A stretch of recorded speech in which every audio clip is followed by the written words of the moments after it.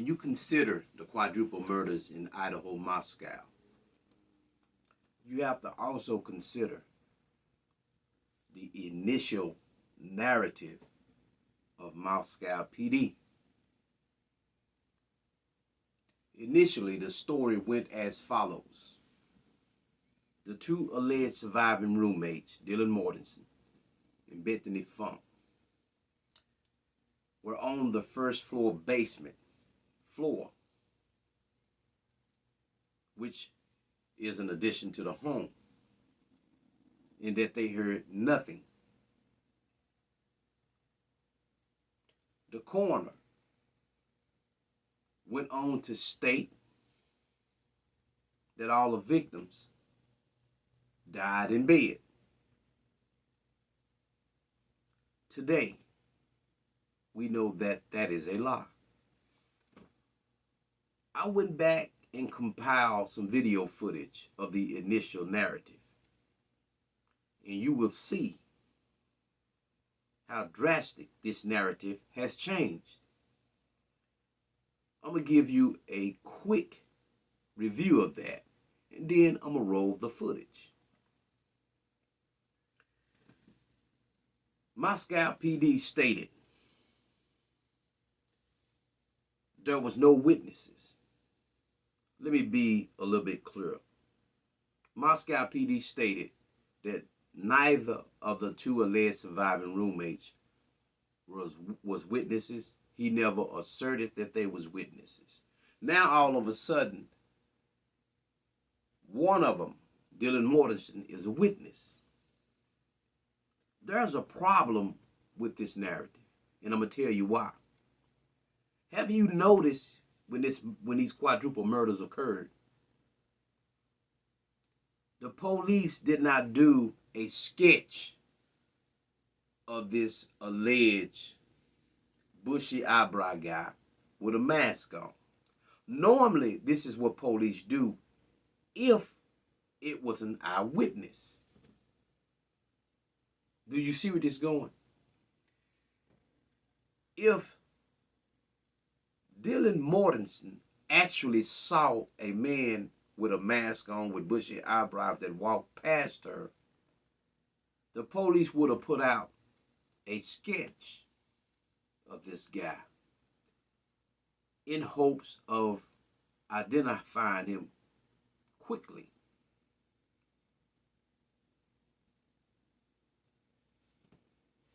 I want you to consider this one thing. If 4 people is murdered in a home and you are friends with them and you wake up to find them, if in fact Ethan Chapman was in a hallway, why would the coroner state otherwise? Why? What would be the reason behind that? That means there's something wrong with the way that they investigated the case. But I'm not going to hold you up. I have compiled some videos, and if you pay close attention to the videos, you are going to be shocked at what they were stating then in relation to what they are stating now.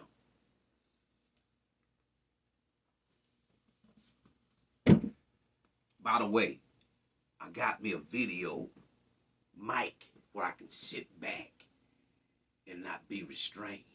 So, let's roll those clips. No fancy editing.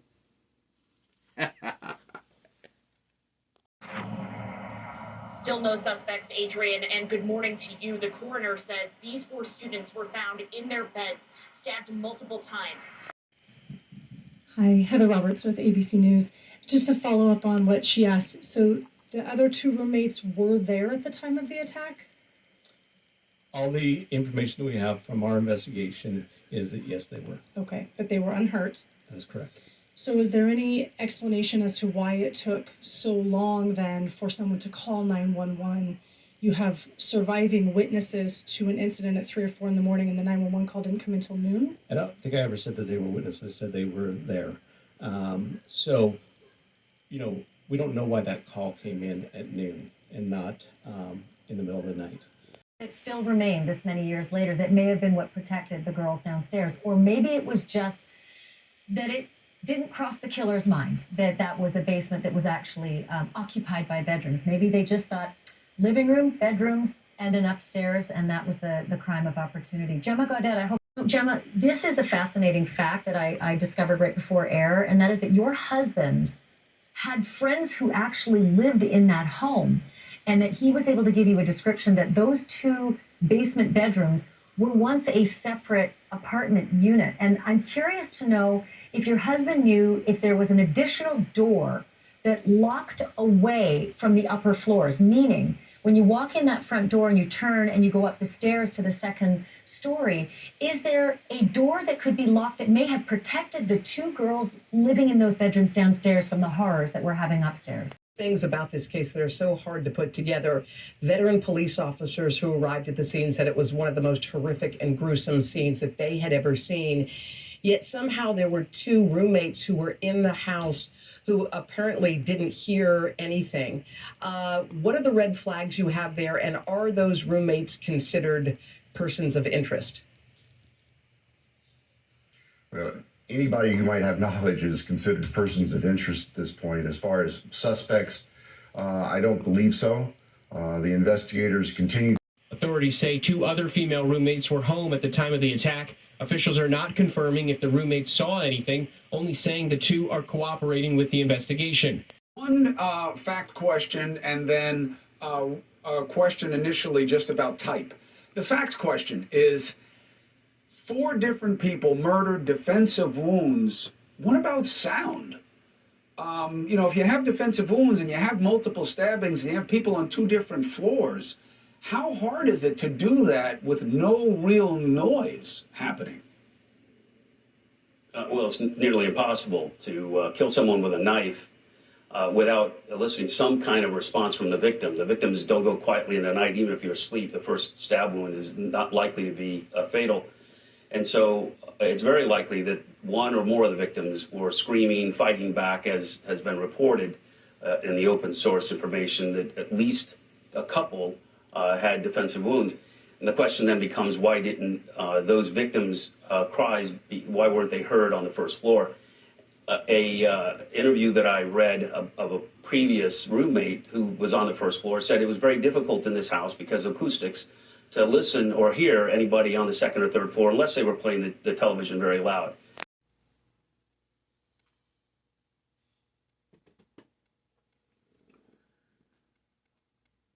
As you can see, the narrative changed drastically. So, is DM a bona fide witness? Or is DM in Moscow PD conspiring against Brian Kohlberger? Remember, people, if you go back or if you paid attention to the videos, the police specifically said that the 2 surviving roommates were not suspects because they heard nothing.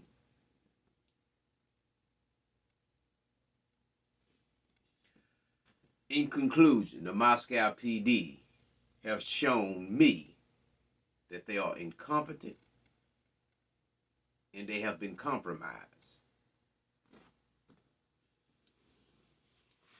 Welcome back to Speak Van Holden. If you like, subscribe, and share. Good day.